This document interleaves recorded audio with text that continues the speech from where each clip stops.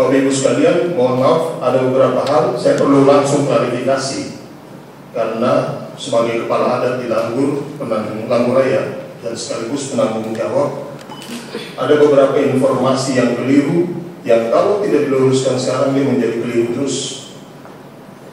Yang pertama, pembukaan palang di seluruh Langgur tidak ada kaitan dengan palang-palang lain. Watek itu juga wilayah kekuasaan saya.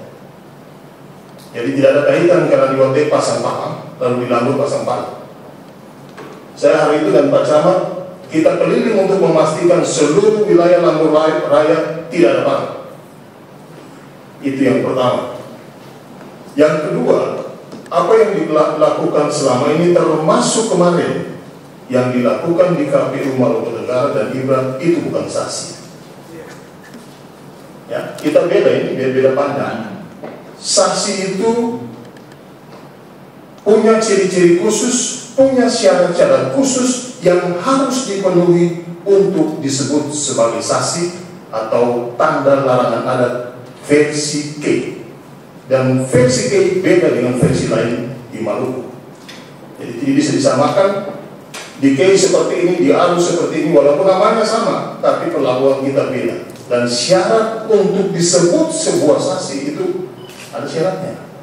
Dan kalau dia tidak memenuhi syarat, maka itu tidak disebut saksi, kita sebut sebagai daun kelapa. Karena itu, terhadap hal itu siapapun boleh sambut. Itu yang kedua. Yang ketiga, dari seluruh konflik yang terjadi selama ini, setelah kami menjadi kepala adat di Omahongur dan Lodesar, satu saja, mari kita semua jujur. Karena saya menilai seluruh pertikaian ini seolah-olah satu jari menunjuk orang lain, 4 jari menunjuk diri sendiri. Seolah-olah pertikaian ini hanya menjadi tanggung jawab TNI Polri, pemerintah daerah, pemerintah HOI. Lalu Anda sekalian, saya sampaikan itu di masyarakat.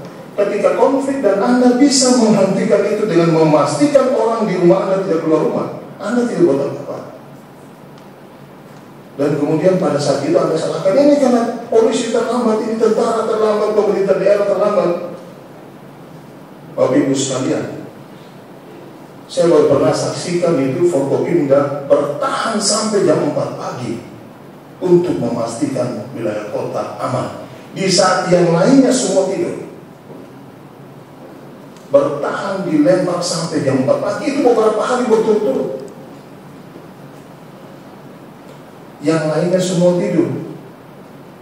Penjabat bupati, komandan kesatuan TNI Polri, semua bertahan di situ, Pak Camat semua bertahan di situ. Dan saya lihat ini situasi luar biasa.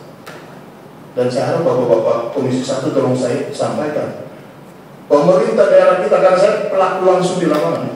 Pemerintah daerah, Pak Kapolres, Pak Danlan, dan Lanut, dan Tim, dan Lanut, orang-orang luar biasa.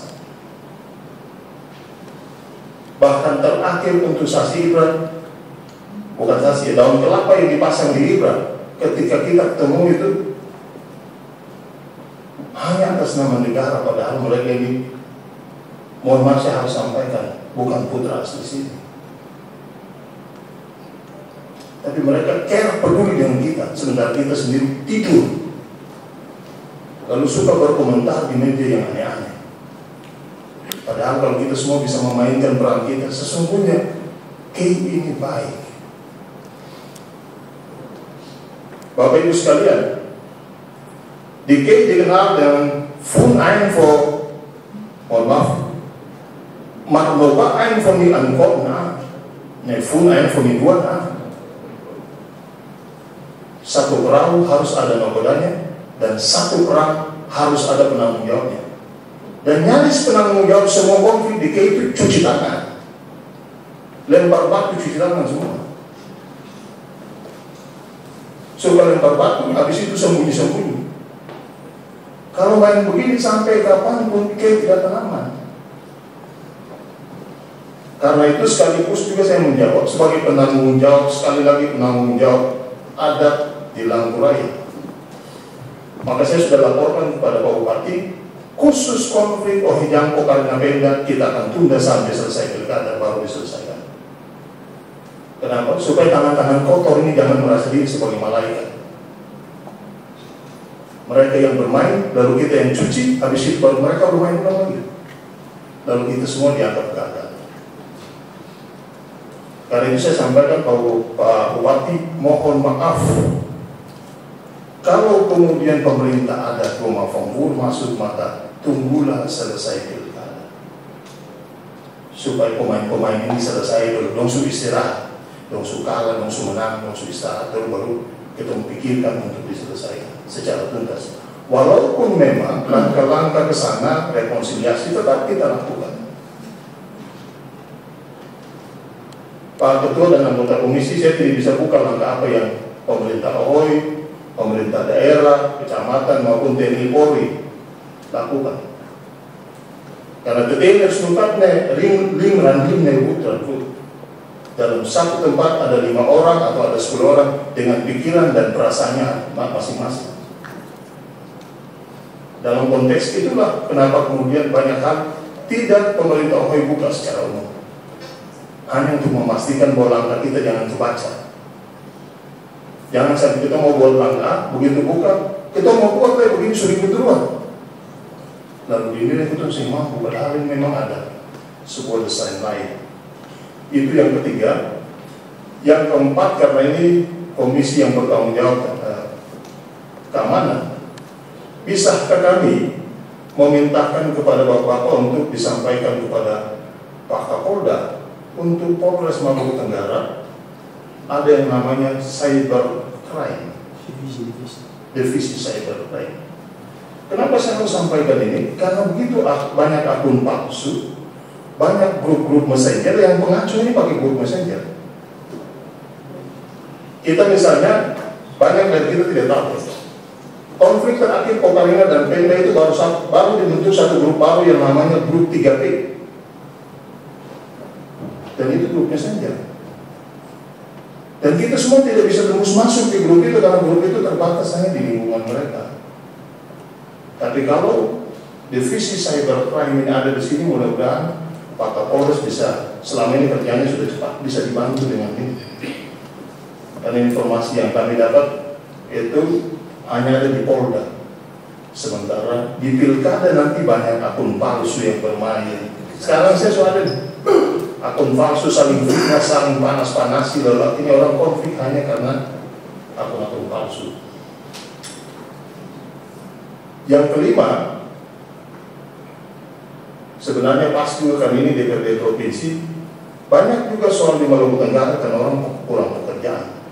Jadi sebenarnya pertanyaan paling mendasar, kontribusi pemerintah provinsi dan DPRD provinsi untuk ekonomi Maluku Tenggara itu apa? Karena nyaris kita tidak dapat kontribusi itu. Sehingga kalau orang sudah ada pekerjaan, lo malas berlari. Makin banyak orang pengangguran, makin banyak yang berlari. Karena sudah bicara menyangkut perut, nah ini celaka. Maka baiklah, bagi-bagi provinsi ke Maluku Tenggara juga itu diperhatikan. Supaya kita di Maluku Tenggara betul-betul merasakan bagian dari provinsi Maluku. Bukan hanya pada saat konflik baru kita disoroti, tapi saat pagi-pagi kita bukan dari Maluku. Jadi pada saat pagi kue, Maluku Tenggara bukan Maluku. Tapi pada saat konflik, nah ini kita dicap sebagai daerah merah. Ini menurut saya tidak fair. Provinsi Maluku tidak fair di situ. Mohon maaf, baik itu pemerintah maupun DPRD tidak fair. Jadi banyak pembangunan yang dibangun di sini, provinsi bangun di sini itu boleh saya katakan pembangunan tidak bermanfaat.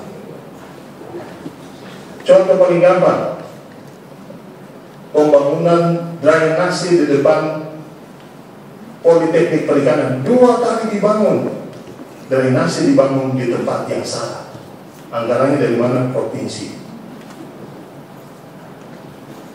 Kalau itu dipakai untuk barang lain, rasanya lebih bermanfaat. Yang kelima, yang keenam, mohon maaf, Sesungguhnya sederhana saja. Kalau pemilu itu wasit tidak jadi pemain, barangnya aman. Ini kalau wasit jadi pemain.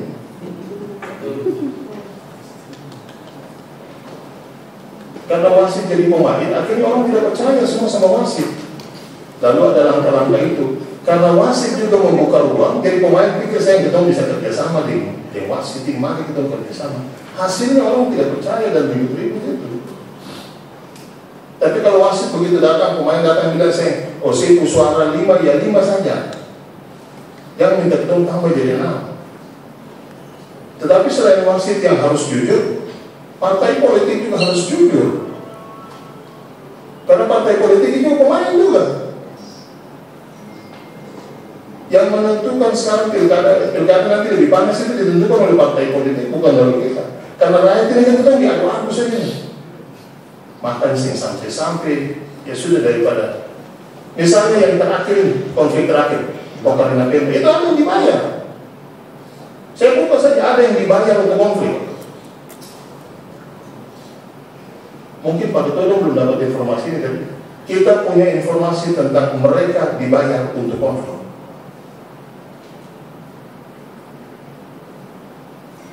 Yang berikutnya,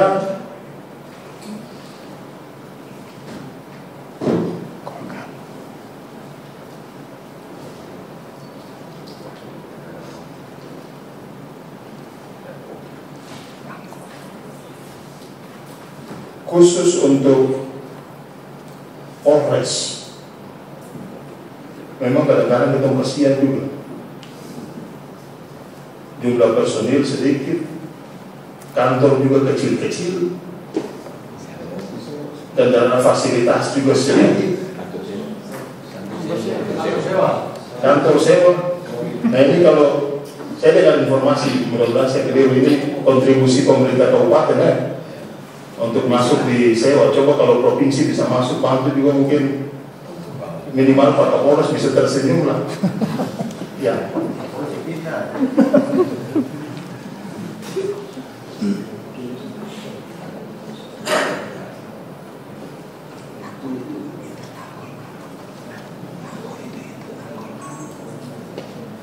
Kedua dan terakhir Papua, persoalan Langgur itu persoalan internal Partai Golkar.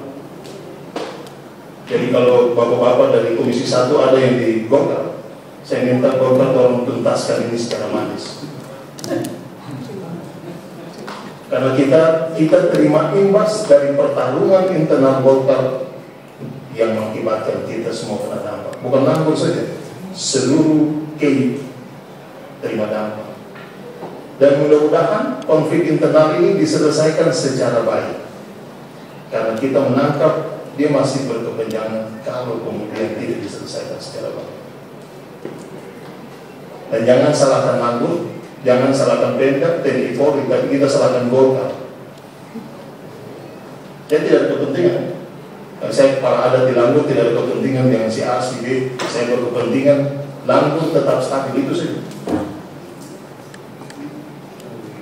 Dan terakhir, Bapak Komisi 1, kita kadang-kadang masyarakat Langgur dan pemerintah, oh ini marah-marah pemerintah daerah karena tidak perhatikan Langgur sebagai kota. Tapi ternyata setelah diskusi lebih jauh, wah ini jangan-jangan provinsi, jadi pemerintah kabupaten sih bisa masuk. Misalnya untuk penataan dalam kota, kita harus minta izin kemana? Supaya ini juga bisa ditata secara baik. Jadi dalam kaitan dengan keamanan, tapi hal-hal ini juga mempengaruhi. Kalau kita menata ini secara baik, dan inti dari seluruh persoalan di Maluku Tenggara saat ini sebenarnya karena kurang keteladanan. Langkah yang kita lakukan adalah bersama-sama dengan pemerintah daerah dan TNI Polri, kita diskusi untuk wilayah-wilayah konflik kita akan pasang portal. Seluruhnya kita pasang portal. Dalam sehari dua akan diselesaikan bersama-sama dengan Kesbangpol, pemerintah daerah melalui Kesbangpol itu. Misalnya wilayah Pertamina itu kurang lebih ada 7 portal yang akan kita pasang untuk menyekat mereka. Bahkan kita sepakati kita berlakukan jam malam, pemerintah daerah dan pemerintah adat kita sepakat. Lalu kita juga akan melakukan razia. Jadi Bapak Ibu, kalau ada keluarga yang sekiranya tinggal di wilayah sini, Tanggerang, satu waktu kita lakukan razia KTP dan tiba-tiba ada dari DPRD provinsi telepon, Pak Bupati itu ketemu orang itu.